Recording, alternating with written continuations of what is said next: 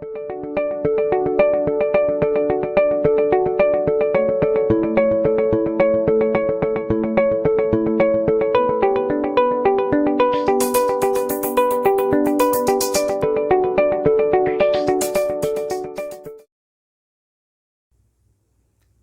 नमस्कार, फिर से मेरे चैनल में आप सभी का स्वागत है। जैसे कि भारतीय संविधान इंडियन कॉन्स्टिट्यूशन है, उसको मैं कंटिन्यू कर रहा हूं और इसको समझने के बाद आपको भारतीय राजनीति जो है वो समझ में आएगा, भारतीय जो लोक प्रशासन है वो समझ में आएगा और भारतीय जो समाज है या जिसको सोशियोलॉजी भी एक सब्जेक्ट है वो समझ में आएगा। तो ये चारों सब्जेक्ट एक दूसरे को क्या करते हैं, इंटर रिलेटेड हैं। तो इस वजह से मैं पहले भारतीय संविधान को कंटिन्यू कर रहा हूं और अभी इससे पहले जो वीडियो मेरा बना है वो भारतीय संविधान के भाग 5 पे बना है। और अब मैं जो आपको बताना चाह रहा हूं या जिस पर आज हम अध्ययन करेंगे वो है भारतीय संविधान का प्रस्तावना, जिसे इंट्रोडक्शन कहेंगे, प्रीफेस भी कहेंगे और प्रीएम्बल भी कहेंगे। तो इस तरह से आज हम भारतीय संविधान के जो प्रस्तावना है उसको देखेंगे, क्योंकि किसी भी बुक को पढ़ने के पहले या किसी भी चीज़ को जानने से पहले उसके प्रस्तावना में हम उसका जो परिचय है उसको प्राप्त करते हैं और उसके बाद हमारा इंटरेस्ट बढ़ता है या उस चीज़ को समझने में हमको आसानी होती है। और प्रस्तावना जो है उस जो पुस्तक है या संहिता है या किसी भी चीज़ को बखान करने का जो सारी जानकारी है उसके प्रस्तावना, उसमें हमको एक समरी मिल जाता है जिससे हम जान जाते हैं कि उसमें खास बातें क्या है। ऐसे भारतीय संविधान का जो प्रस्तावना है उसको विद्वानों ने भारतीय संविधान का आत्मा कहा है। कई लोगों का ये कहना है कि भारतीय संविधान का जो प्रस्तावना है वो भारतीय संविधान का आत्मा है, क्योंकि इसमें सारी बातें, लगभग उसकी मुख्य जो बातें हैं या बहुत महत्वपूर्ण बातें जो है क्या की गई हैं, समाहित की गई हैं। तो आज मैं आपको जो जिस विषय पे हम थोड़ा अध्ययन करेंगे वो है भारत का संविधान। और भारत का संविधान में हम देखेंगे भारत का संविधान का प्रस्तावना, जिसको इंग्लिश में कहते हैं इंट्रोडक्शन भी कहते हैं और प्रीफेस भी कहते हैं। तो यहाँ पर आप देखेंगे मैं लिख के रखा हूँ ताकि आप कई ऐसे शासकीय कार्यालयों में जाते होंगे, चाहे कलेक्टर ऑफिस हो या कोई ऐसे बड़े अधिकारियों के ऑफिस में जब हम जाते हैं तो आप देखेंगे सामने सूचना बोर्ड में कई जगह में लोग जो है लिख के भी रखा हुआ है भारतीय संविधान का जो प्रस्तावना है, ताकि लोगों में देश के प्रति जो प्रेम है या देश के प्रति जो समर्पण है वो जागृत हो और भारतीय संविधान के प्रति उनकी निष्ठा बना रहे या बढ़े। तो इसको मैं एक एक शब्दों को थोड़ा सा डिफाइन करते हुए जाऊंगा, ताकि कभी भी आपको जब इसके बारे में कोई पूछे या कहीं पर कोई प्रश्न आए तो उसको आप सरलता से जानकारी दे सकें और आपको परीक्षाओं में लिखने के लिए बहुत आसानी हो सके। तो यहाँ पर लिखा है प्रस्तावना में हम भारत, हम लिखा है। हम का मतलब होता है संपूर्ण भारत के लोग। हम संपूर्ण भारत के लोग, चाहे वो किसी भी रिलीजन के हों, किसी भी धर्म के हों, किसी भी जाति के हों, किसी भी क्षेत्र के हों, देश के किसी भी कोने में वो रहता है, वो लिखा गया है कि हम, ऐसा नहीं कि किसी क्षेत्र विशेष के लिए, किसी जाति विशेष के लिए कहा गया, परंतु भारतीय जो सीमा क्षेत्र है उसके अंतर्गत रहने वाले प्रत्येक व्यक्ति को इसमें सम्मिलित किया गया है। तो हम भारत के लोग, भारत देश में रहने वाले समस्त लोग एक होकर, या हम जो भारत के भूभाग में निवास करते हैं, हम भारत के लोग भारत को, इस देश को, इसे इंडिया भी कहते हैं, भारत को एक सिंगल, महत्वपूर्ण बात है कि हम इसको अखंड भारत की अभी बात चल रही है तो वहां एक भारत की बात हो रही है। तो यहां पर एक, और आगे इस बात को अब देखते जाएंगे तो संपूर्ण प्रभुत्व, मतलब पूर्ण रूप से वो अपने आप में आंतरिक और बाह्य किसी भी शक्ति का इस पर दबाव नहीं है। तो संपूर्ण प्रभुत्व, अपनी प्रभुत्व या हम कहें कि सभी कार्यों को करने के लिए क्या है, देश संपन्न है या प्रभावशाली है। तो यहां पर लिखते हैं संपूर्ण प्रभुत्व संपन्न करना है। तो सभी तरह के आंतरिक या बाह्य किसी भी देश का हमारे देश पर दबाव नहीं, हमारी नीतियों पर कोई दबाव नहीं है। तो क्या करना है हमको, संपूर्ण प्रभुत्व संपन्न समाजवादी, एक ऐसे राष्ट्र जहां पर समाजवाद मतलब पूरे समाज को एक साथ लेके चल रहा है। आज विश्व में हम देखते हैं कि 2-3 तरह के, मैं मेरे पिछले वीडियो में आप लोगों को बताया हूं कि कई तरह के शासन तंत्र हैं, जिसमें समाजवाद भी एक शासन तंत्र, साम्यवाद भी एक शासन तंत्र है। तो हमारे देश में समाजवादी एक ऐसा संस्कृति है हमारे देश का कि अलग अलग संस्कृति के लोग एक साथ रहते हैं। तो वहाँ किसी समाज विशेष का नहीं, परंतु सभी समाज के लोगों को समान अवसर दिया जाएगा। इसलिए यहाँ पर लिखता है कि समाजवादी मतलब सभी समाज को समानता रूप से हम अवसर देते हैं। तो ये संविधान जो है अवसर देता है, इसलिए कहता है कि समाजवादी पंथ निरपेक्ष, एक एक शब्दों को क्या आगे, पंथ निरपेक्ष। समाजवादी मतलब ये होता है कि न तो हम पूंजीवाद का समर्थन करते हैं, न कि हम साम्यवाद का समर्थन करते हैं, न कि हम किसी राजतंत्र का समर्थन करते हैं। पूरे समाज को एक साथ लेकर चलने की जो प्रक्रिया है, हमारे संविधान कहता है कि समाजवादी बनाएंगे। और पंथ निरपेक्ष, किसी भी पंथ, धर्म, जाति या क्षेत्र विशेष को प्राथमिकता नहीं दिया जाएगा, बल्कि संविधान में सभी लोग जो क्या हैं, पंथ निरपेक्ष, किसी भी पंथ का कोई बाहुल्य नहीं होगा या कोई उसका वर्चस्व नहीं होगा। सभी संविधान के समक्ष समान हैं, एक हैं, सबको समानता का अवसर दिया जाएगा। तो क्या है, समाजवादी, धर्म, पंथ निरपेक्ष, लोकतंत्रात्मक। जैसे कि हम देख रहे हैं, हम जानते हैं इस बात को कि हमारा देश लोकतांत्रिक गणराज्य है।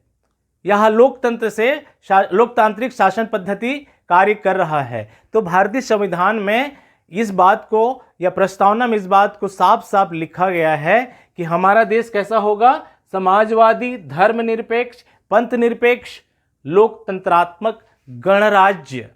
गणराज्य मतलब क्या है, गणराज्य का अर्थ यह है कि हम अपने आप में आत्मनिर्भर हैं। सारी जो आंतरिक या बाह्य सारी ताकतों से हम क्या हैं, अपने आप में संपन्न हैं, अपने निर्णय खुद ले सकते हैं। हम हमारे पास किसी तरह का कोई दबाव नहीं है। तो इस तरह से हम इस लाइन को फिर से मैं कहना चाहता हूं कि हम भारत के लोग भारत को एक संपूर्ण प्रभुत्व संपन्न समाजवादी पंथ निरपेक्ष लोकतंत्रात्मक गणराज्य बनाने का है और बना हुआ है। मतलब जब संविधान को लिखा गया, संविधान को अपनाया गया, उस समय प्रस्तावना में इस बात को बताया गया कि लोग पूरे संविधान को शायद न पढ़ें, लेकिन प्रस्तावना को ही पढ़कर ये जान लें कि हमारा इस देश का उद्देश्य क्या है।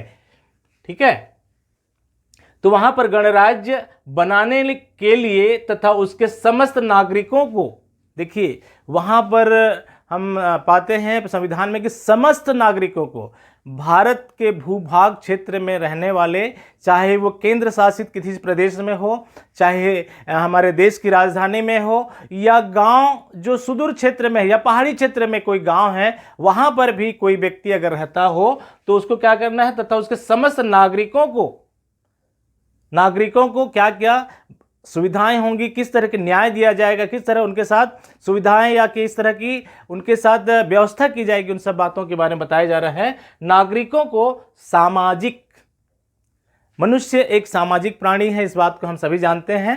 तो एक समाज में ससम्मान जीने का सबको अधिकार है। वहाँ पर किसी तरह का वर्ण व्यवस्था नहीं है, कोई रंग भेद नहीं है, कोई भाषावाद नहीं है। इस तरह का बातों को हटा कर क्या करना है हमको, सामाजिक, आर्थिक, हम देखेंगे कि समाज में समानता रहे, सब बराबर रहे, सब अपने पंथ को मानते हुए, सब अपने धर्म को पालन करते हुए, सब अपने कार्यों को क्या करते हैं, संपन्न करते रहें। क्योंकि यहाँ पर बोलते हैं कि सामाजिक और आर्थिक सामाजिक का है कि सबको समाज में समान अवसर है। अब आर्थिक का ऐसा महत्व है कि देश आर्थिक रूप से जो भी नागरिक रहते हैं वो संपन्न हो, तो हम आर्थिक रूप से भी कोई भी व्यवसाय कर सकते हैं, कोई भी व्यवसाय को अपनाने का हमको ये देश, ये जो संविधान है क्या कर रहा है, हमको अधिकार दे रहा है। पर कई ऐसे व्यवसाय हैं जो राष्ट्र विरोधी हैं, उसको छोड़कर उसके लिए गवर्नमेंट कानून अलग बना के रखा है या संविधान उसके लिए अलग कानून बना के रखा है, लेकिन आपको किसी भी तरह के व्यवसाय कर अपना जीवन यापन करने का अवसर भारतीय संविधान प्रदान करता है। तो यहां पर लिखा है सामाजिक, आर्थिक और राजनीतिक न्याय। राजनीतिक न्याय यहां पर लिखता है इस प्रस्तावना में कि समाज में समान अवसर, सबको, किसी के साथ कोई भेदभाव नहीं, आर्थिक रूप से सबको बढ़ने का समान अवसर दिया जाएगा, किसी को ऊपर छोटा बड़ा नहीं किया जाएगा, और राजनीति में भी जब आप भाग लेते हैं तो सबको समान अवसर दिया जाता है, सभी को समान अवसर दिया गया है, और ये भारतीय संविधान के प्रस्तावना में साफ साफ लिख दिया गया है। राजनीतिक न्याय, राजनीतिक न्याय का ऐसा है कि भारत का कोई भी नागरिक जो 21 वर्ष से ऊपर आयु पार कर लिया है, वो भारत के किसी भी क्षेत्र से जहां से वो उचित समझता है, संसदीय या विधानमंडल या विधानसभा की चुनाव लड़ सकता है, उसे मत देने का अधिकार है। उसी तरह से राजनीतिक क्या करता है, न्याय दिया जा रहा है, वो लड़ सकता है, सबको समान अवसर है, किसी के साथ कोई भेदभाव नहीं, ये हमारे प्रस्तावना में लिखा गया है। अगला है विचार। विचार का ऐसा है कि देश में सबको अपने विचारों को रखने का स्वतंत्रता है, अपने बातों को कहने का स्वतंत्रता है, अपने अभिव्यक्ति को प्रकट करने का समान अवसर सबको दिया जा रहा है। तो विचार जो है, आपका जो भी विचार है, जो भी सोचते हैं देश के प्रति या अपने जीवन के प्रति, अपने परिवार के प्रति, समाज के प्रति, उस पर किसी भी तरह का कोई दबाव नहीं दिया जाएगा या कोई विचार आपके ऊपर थोपा नहीं जाएगा। आप अपने विचार के अनुसार से अपना जीवन यापन कर सकते हैं। अभिव्यक्ति, अभिव्यक्ति एक ऐसा चीज है कि सभी मनुष्यों में जो है सोचने समझने का जो तरीका है सबका अलग अलग होता है। एक बात मैं आपको बताना चाहता हूं कि 20 बच्चे, ये प्रैक्टिकल किया गया, 20 बच्चों को क्या किया गया है कि एक ही दिन वो जो पैदा हुए उनको 20 वर्षों तक एक ही तरह का सब कुछ सामान, सभी चीज़ें उपलब्ध कराया गया, और जब वो 20 वर्ष के हुए तब उनसे पूछा गया किसी भी विषय पर, तो सभी ने अपना अलग अलग विचार दिया। ये साइंटिफिक बात है। तो हर मनुष्य में अपने अभिव्यक्ति का अधिकार को हमारी संविधान ने समझा, और यहाँ पर लिखा है कि अभिव्यक्ति का क्या है, स्वतंत्रता है। विश्वास, एक शब्द है विश्वास। विश्वास का ऐसा है कि आज हमारे देश में बहुत सारे धर्म हैं, लगभग विश्व के सभी मुख्य धर्म हमारे देश में पाए जाते हैं। कोई किसी पे विश्वास करता है, कोई किसी पर आस्था करता है, तो उस तरह से वो आस्था रख कर क्या कर सकता है, इस जीवन यापन को इस देश में कर सकता है। और धर्म और उपासना की स्वतंत्रता, मेरा विश्वास अगर मैं किसी धर्म विशेष पर है तो मैं उस पर आस्था रखूंगा और अपने हिसाब से मैं क्या करूंगा, उपासना करूंगा, आराधना करूंगा अपने इष्ट देव का। राष्ट्र का कोई भी धर्म राष्ट्रीय धर्म नहीं होगा, या संविधान किसी भी धर्म विशेष का पालन करने के लिए दबाव नहीं डालेगा, या किसी धर्म विशेष का समर्थन नहीं करता है। इस बात को प्रस्तावना में लिख दिया गया है, अर्थात सभी धर्मों को समान अवसर पनपने बढ़ने के लिए दिया गया है, और किसी भी धर्म का भारतीय संविधान समर्थन नहीं करता और न किसी धर्म का विरोध करता है, बल्कि सबको समान अवसर देता है पलने का, बढ़ने का और उनका विकास होने का। आगे है उपासना की स्वतंत्रता, प्रतिष्ठा का अवसर। हम देखते हैं कि आपको समाज में, चाहे आप कहीं पर भी हों, आपको सम्मान के साथ जीने का अधिकार देता है। भारतीय संविधान बहुत ही बेहतरीन और बहुत ही अच्छे तरीके से सोच समझ कर लिखा गया है और उस पर विचार किया गया है, क्योंकि भारत के हर 10 किलोमीटर में, भारत देश के हर 10 किलोमीटर में भाषा, भोजन और आचार विचार, पहनाव ओढ़ाव, ये सारे बदल जाते हैं, फर्क आ जाता है। तो इन सारी बातों को हमारे देश के संविधान निर्माताओं ने ध्यान दिया और उन्होंने ये काम किया है कि सबको प्रतिष्ठा मिले, सम्मान मिले, ये सभी लोगों को समान अवसर दिया गया है। आगे है अवसर की समानता प्राप्त करने के लिए। अब देखिए यहां पर यह है कि अवसर सबको, वो चाहे आप कानून के समक्ष हो, चाहे आप कहीं धर्म के समक्ष हो या कहीं पर भी हो, कुछ समाज में हो, आप राजनीति क्षेत्र में हो, कहीं पर भी हो, सबको समान अवसर प्रदान किया जाएगा। इस बात को भारतीय संविधान के प्रस्तावना में ही प्रकट कर दिया गया है। तथा उन सबों में व्यक्ति की गरिमा और राष्ट्र, देखिए गरिमा जैसे सम्मान होता है, गरिमा एक ऐसा शब्द है कि आपकी गरिमा को ठेस जब लगेगा तो आप शायद बहुत ही गलत रास्ते पे जा सकते हैं या गलत कदम उठा सकते हैं।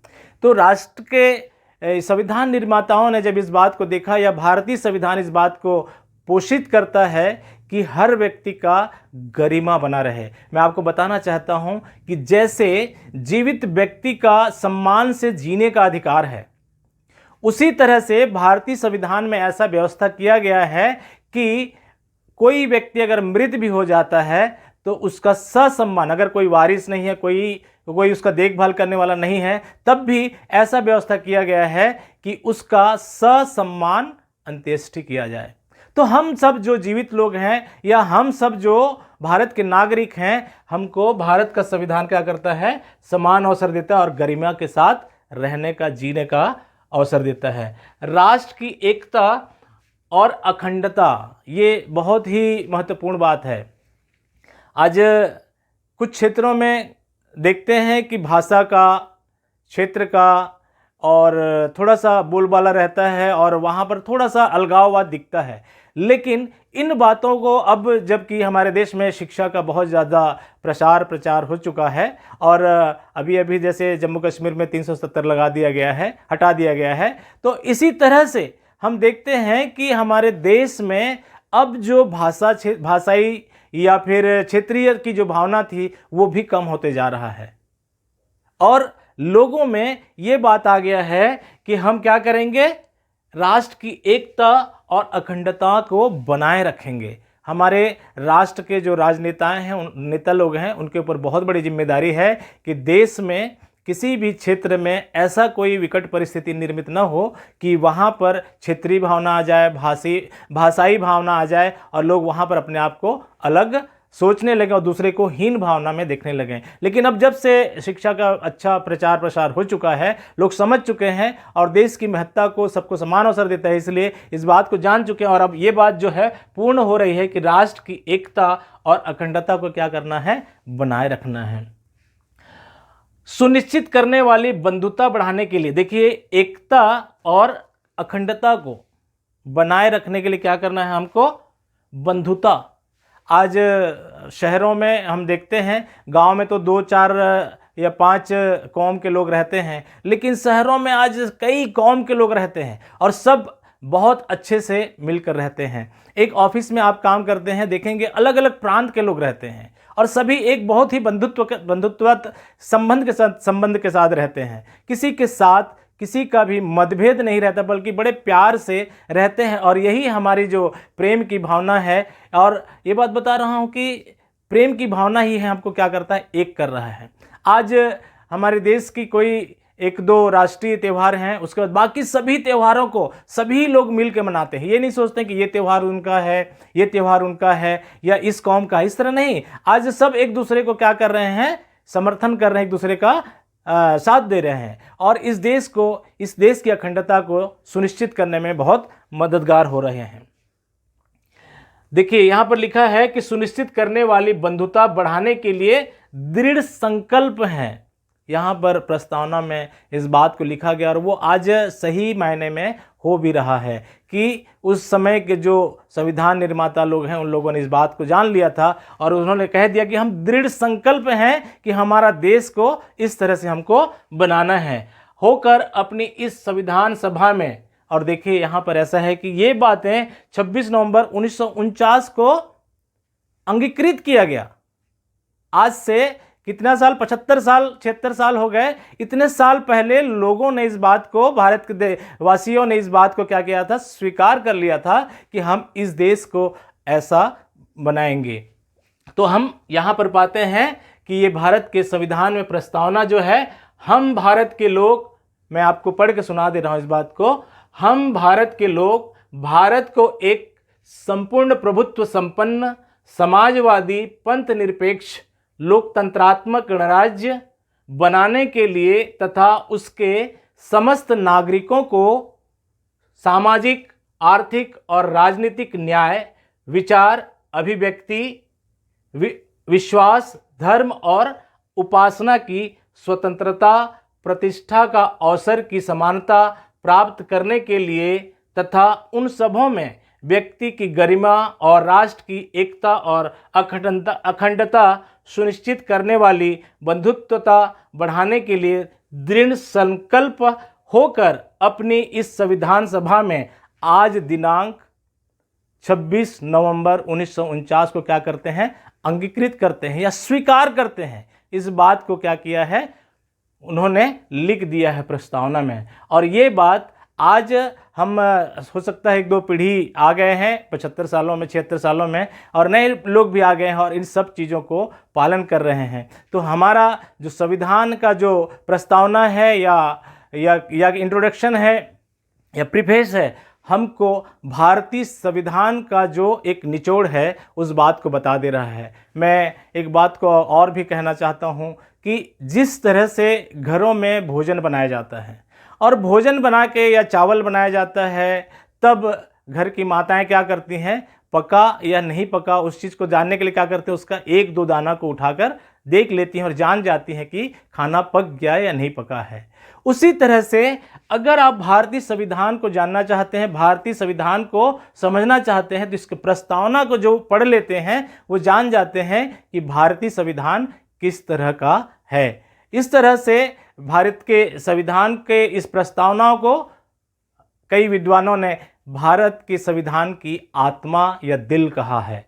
तो दोस्तों, ये आज भारत के संविधान के प्रस्तावना के ऊपर मेरा एक छोटा सा वीडियो था और इसी तरह से मैं आगे कंटिन्यू करते जाऊंगा। पूरे संविधान को लगभग आपको वीडियो बना के अपलोड करके दूंगा, जिससे कि आप भारतीय संविधान को समझेंगे तो भारतीय राजनीति को समझेंगे, भारतीय सामाजिक व्यवस्था को समझेंगे और भारतीय प्रशासनिक व्यवस्था को भी आप समझ पाएंगे। और इससे आपको परीक्षा में लिखने में और प्रश्नों का उत्तर देने में बहुत आसानी होगा। मेरे चैनल को आप सब्सक्राइब कीजिए, लाइक कीजिए, और मैं अगर कुछ आपको अच्छा लगे और कुछ जानना चाहते हैं तो मेरे इसमें कमेंट्स भी कीजिए और ज़रूर से लाइक कीजिए। मेरे चैनल को आपने देख रहे हैं और उसमें आप अपने बातों को रख रहे हैं, इसलिए भी धन्यवाद देता हूं। फिर और भी मैं आपसे कहता हूं कि आप मेरे चैनल को सब्सक्राइब कर लीजिए ताकि बराबर आपको मेरी जो वीडियो है मिलता रहे और आप तक जो मैं बात पहुंचाना चाहता हूं वो पहुंचे और आपके फ़ायदे के लिए वो हो सके। मेरे चैनल को फिर से देखने के लिए बहुत बहुत धन्यवाद। Thank you.